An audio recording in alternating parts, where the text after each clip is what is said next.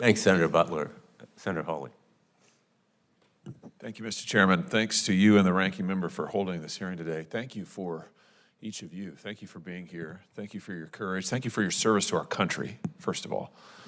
And thank you for serving your country today by being here today to shine light and expose what has happened.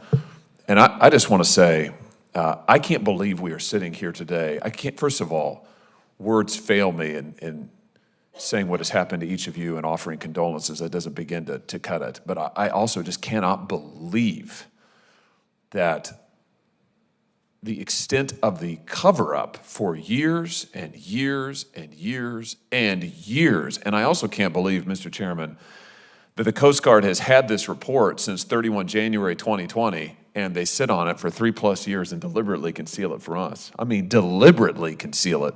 Ms. Morrow, I wanted to ask you about something you said in your written testimony.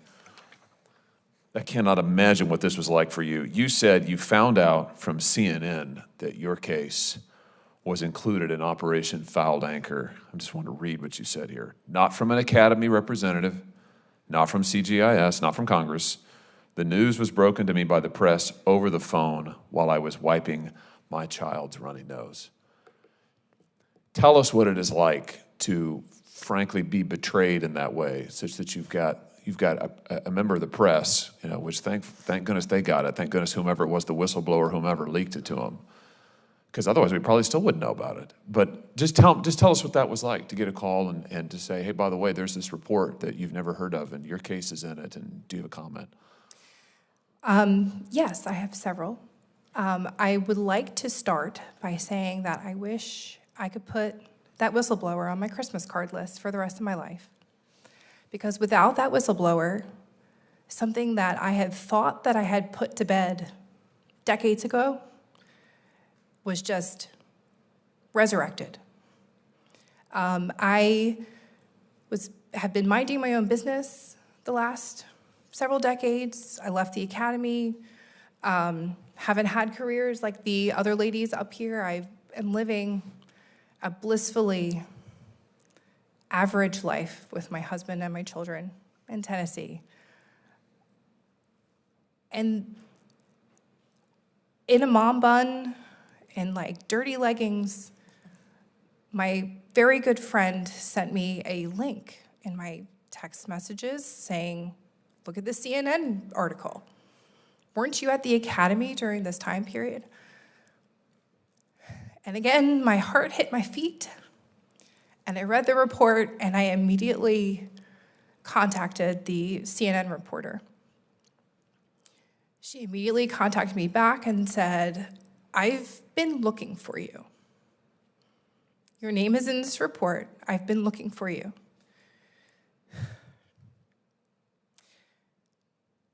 And it was clear to me that even though I had been in therapy all those years, that I had not healed.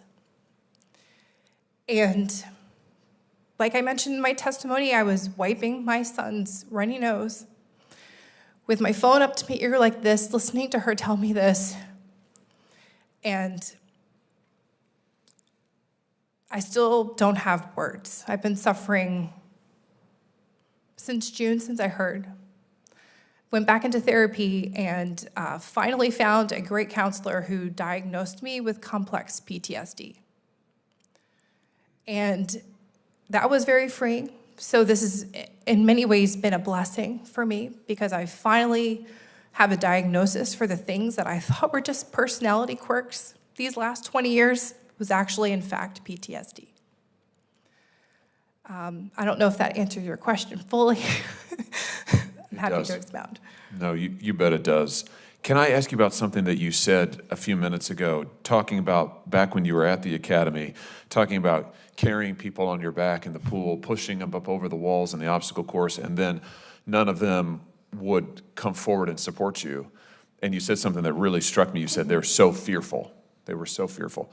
Tell us about that dynamic. What were they fearful of and why? Frankly, they were fearful of the stripes on leaders' shoulders. The bigger the stripes, the bigger the threat. We all know this. So walk us through that? I mean, just help us, what was the threat? If they supported you and they said, yes, she's telling the truth, what would happen? You would be, blacklisted in a way. I don't know how else to better explain that. Every person that has gone into a service academy knows how difficult it is and how driven and how hardworking you have to be to get there. I mean, it's not like the normal, acceptance routine that most kids have to go through to get into colleges. They are very, very special people. They're talented, they're hardworking, and they're smart. And to get there, you had to work your tail off. And to stay there, you have to work equally as hard. And it was a lot to lose. To be kicked out, thrown on the streets, without any, VA help, for depression or suicidal thoughts, it's crushing. I mean, I had to start over from square one. Like I said in my written testimony, I had several NCAA Division I rowing scholarships. I chose to go to the Coast Guard Academy to serve my country. I even turned down the Naval Academy to go there too. And then after one semester, I'm out on the streets, so to speak. It was a lot to lose. Oh my God, yes it is. And help me understand, help us understand the culture. So leadership they don't want to hear it, right? There's retaliation, there are repercussions. If somebody supports you, they're going to get blacklisted because the leadership doesn't want to deal with the problem, or they don't want to help explain that piece of it to us. Why not just say, why wasn't leadership in your case saying, this is unbelievable, this is terrible, it's probably a crime. For many of you, it is a crime, which you described. Sexual assault's a crime, rape's a crime. So it's not just bad behavior, it's criminal behavior. Help us understand the culture that says, oh, we're just gonna, see no evil, hear no evil, look the other way, we don't want to deal with it, such that if you press the issue and you say, no, actually I was assaulted, actually I was raped, they say, we've got to silence you. I mean, we've got to shut this down. We can't deal with this. Why is that? I mean, help us get into the mindset, to the best you can, their mindset. Keep in mind, I was only there for one semester, so my experience is going to be a little bit more limited than the other ladies up here. But like others have touched on, there's this fear of retaliation, and then, the academy itself is an incredibly, especially your freshman year, is an incredibly strong pressure cooker type environment. When I was there, you were not allowed to have cell phones. You were not allowed to have iPods when they were back a thing. There's no music, there's no connection to the outside world, and you have to eat on squares. I don't know if you guys know what that is. You're turning, you're braced up. You have to have your eyes in the boat. There's no relief from this pressure, and I forget exactly where I was going with that. Excuse me, but so this pressure cooker type environment just creates this difficulty in trying to, you're just taking care of yourself. You're in like survival mode, so to speak. And so it's hard to see someone suffer and then to speak out about it, because it also might spotlight you as well. And so if you are guilty of consuming alcohol underage, or guilty of doing something that would merit a demerit, you just keep your mouth shut. I can't handle demerits on my record. I have bad grades, or I just don't want to spotlight myself. So I think that's in a roundabout way, and I hope that answers your question. It does, and I don't want to monopolize the time, Mr. Chairman. I'd be interested actually in the response to that question from everybody. Is it okay, Mr.? Yeah, please go ahead, Lieutenant McCaffrey. Yeah, Senator Hawley, I will try to make this as macro level as possible, given my 12 years of experience at literally every single level within the organization, from my 4th class year as a cadet to the front office of Commandant Advisory Group. I served on the front office staff on the Commandant's Advisory Group for Admiral Zunkunft from 2016 until I ultimately was medically retired in 2019 for sustained PTSD. And what I observed directly in headquarters at that office, where I am surrounded by the cream of the crop of leaders, senior leaders, is that they implement safeguards within each other, for each other. And I call these people the gatekeepers. Time and time again, I would go to these gatekeepers, my immediate boss, who was an 05, a commander, and an 06, a captain. I would come to them with legitimate problems backed by reams and reams of data. Example, 2016, we had a retention problem then, and it's only gotten worse. I tried to bring this to the awareness of Admiral Zunkunft and was told outright not to do it. Those gatekeepers prohibited access to him so they did not have to give him bad news.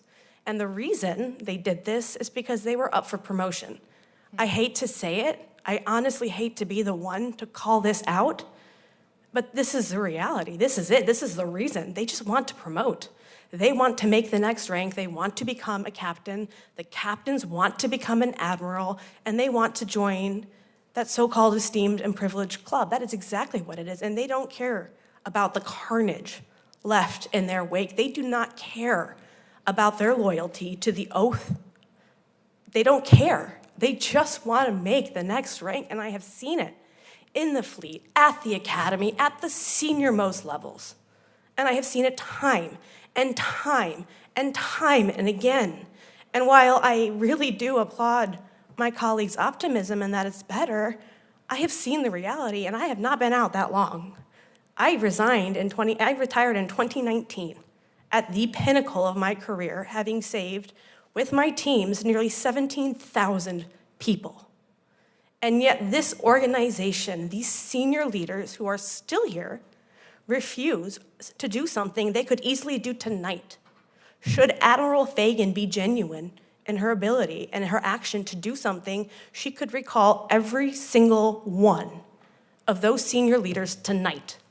She could charge them under her authority given to her via the UCMJ, and she could hold them accountable. But the unspoken and the unwritten rule that I have learned from my own experiences, and again, I need to caveat this, that not everyone in the Flag Corps, not all captains are bad. Many are good. But the ones in power, the ones who make the decisions, the one who overrule convictions, criminal convictions, are the ones who often stay the longest and rise the ranks to the highest point.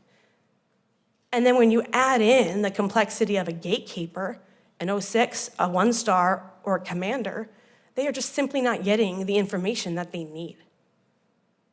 And that's just the fundamental, that is the reality of the situation. It comes down to individual ego and ambition and their need and desire to promote for power.